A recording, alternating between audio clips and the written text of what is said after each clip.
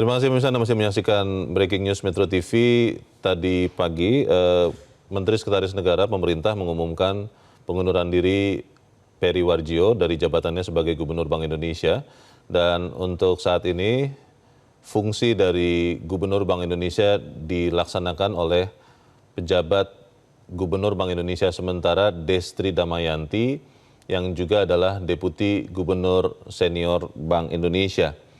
Dan setelah itu, Menteri Sekretaris Negara Prasetyo Adi mengatakan dalam keterangan pers susulan, mengatakan bahwa mekanisme selanjutnya adalah Presiden akan mengajukan nama calon Gubernur Bank Indonesia definitif ke DPR, yang kemudian nanti akan diikuti dengan fit and proper test oleh DPR, sehingga nanti pada waktunya akan memutuskan siapa Gubernur Bank Indonesia definitif sebagai pengganti Peri Warjio yang mengundurkan diri. Dan pemirsa, saat ini saya masih bersama dengan anggota Komisi 11 DPR RI Keuangan Perbankan dari fraksi Partai Nasdem Martin Manurung, dan juga Chief Economist Trimegah Sekuritas Fahrul Fulvian, yang dua-duanya tergabung lewat sambungan telekonferensi. Saya ingin ke Mas Fahrul dulu. Mas Fahrul, ini sekitar setengah jam lagi Bursa Efek Indonesia akan membuka perdagangan saham sesi pertama. Apa yang Anda dengar? Ini saya bertanya dulu, apa yang dirasakan atau yang dipertanyakan oleh para pelaku pasar saham kepada Anda ini, Mas Fahrul? Iya, paling ya pertanyaan utama yang muncul ini dari tadi saya nolakin telepon terus, Mas. Kayaknya udah ada 10 miss call ini masuk. Jadi kira-kira ya, kalaupun kami sedang ditanya, ini pasar semuanya bertanya-tanya. Semua orang bertanya pada orang di sebelahnya, apa yang terjadi? Ini ya orang lagi lihat ini. Kenapa tiba-tiba pada hari ini Gubernur Bank Indonesia mengundurkan diri? Nah, biasanya kalau ada pertanyaan seperti ini, pasar akan cenderung risk off dulu.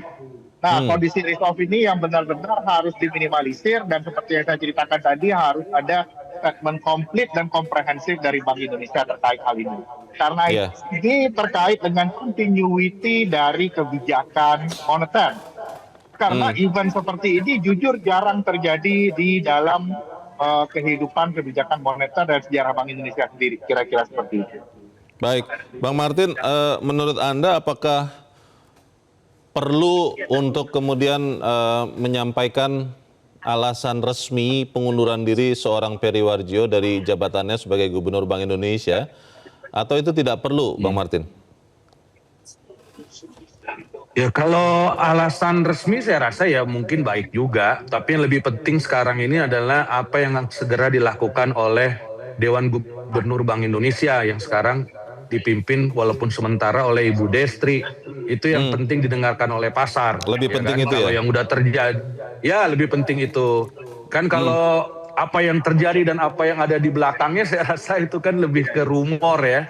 Nah, yang penting itu sekarang memberi kepastian kepada pasar bahwa ini akan tetap berlanjut, bauran kebijakannya itu seperti apa, apakah ada perubahan ataukah tetap, lalu bagaimana langkah-langkah Bank Indonesia dalam periode ini, katakanlah periode transisi sampai dengan didapatnya Gubernur BI yang definitif.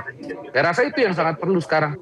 Ya, jadi dalam masa transisi ini yang paling penting kemudian kalau bicara fungsi Bank Indonesia, Bang Martin, adalah bagaimana menjaga stabilitas nilai tukar rupiah, begitu ya, Bang?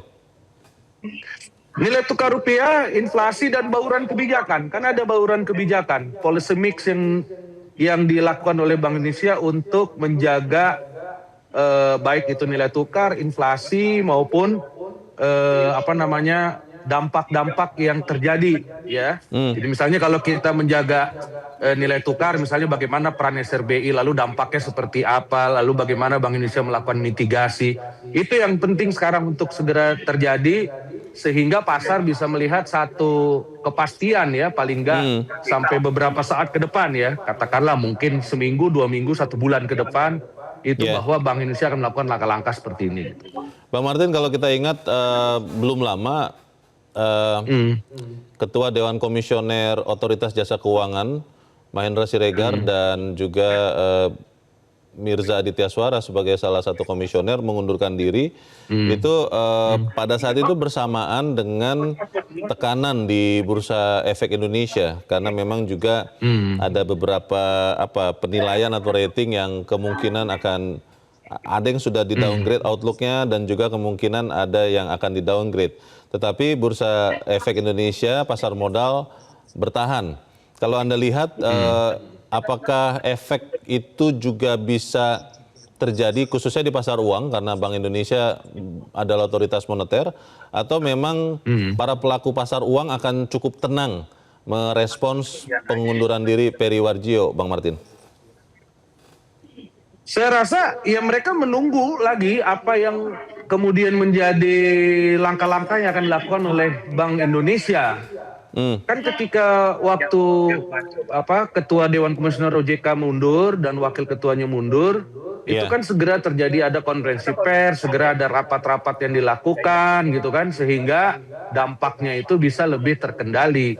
Nah, saya rasa ini juga harus dilakukan oleh Bank Indonesia. Kalau Bank Indonesia melakukan langkah-langkah seperti itu akan membuat pasar lebih tenang. Walaupun pasti pasar itu akan wait and see ya, sampai dengan terpilihnya Gubernur BI yang definitif. Kalau itu pasti akan wait and see. Tapi jangan sampai dia rock to the bottom gitu loh.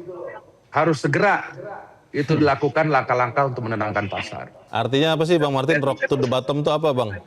Ya jangan sampai kejauhan gitu. Ketika kita membiarkan tanpa ada satu tanpa ada satu guidelines gitu kan, ya pasar kan pasti akan keluar. Dia pasti akan, istilahnya apa tuh kalau di pasar?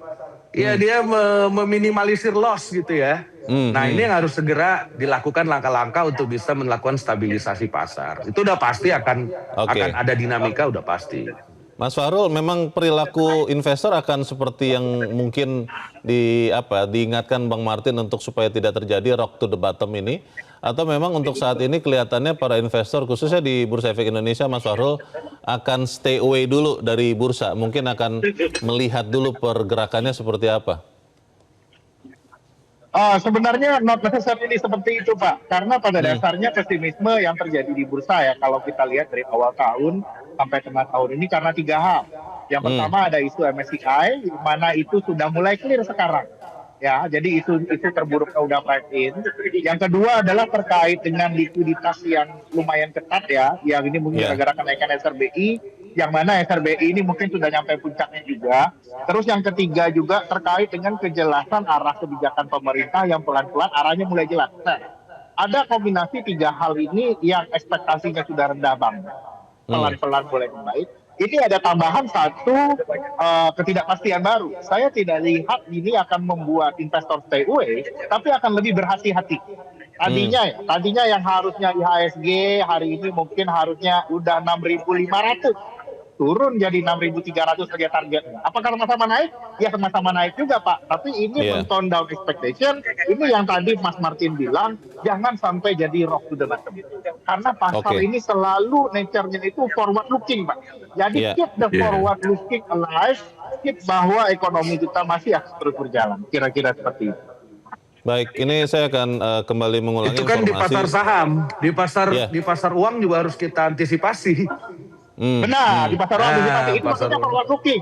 Forward lookingnya juga ini, jadi Bu Destri harus langsung cerita baurannya gimana, kondisinya gimana, bahwa tidak ada perubahan yang material. Ini harus diceritakan secara eksplisit kepada pasar. Kalau enggak, bankir akan mikir kemana-mana Pak. Orang kan mikir nih ekspektasi suku bunga BI 12 bulan ke depan seperti apa. Nah ini paling dibutuhkan. Rupiah seperti apa, ini harus dikomunikasikan langsung eksplisit, tegas. Nah itu dia. Langsung eksplisit tegas, LET itu aku lihat yang harus diambil oleh BI pada hari ini. Mas Fahrul dan Bang Martin, kita akan ikuti lagi tadi pernyataan dari Mensesnek Prasetyo Hadi, pemirsa, menyampaikan pengunduran diri Peri Warjio sebagai Gubernur Bank Indonesia yang disampaikan tanggal 26 Juli 2026 kepada Presiden Prabowo Subianto.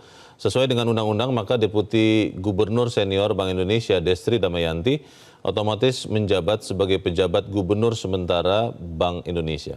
Jelajahi cara baru mendapatkan informasi. Download Metro TV Extend sekarang.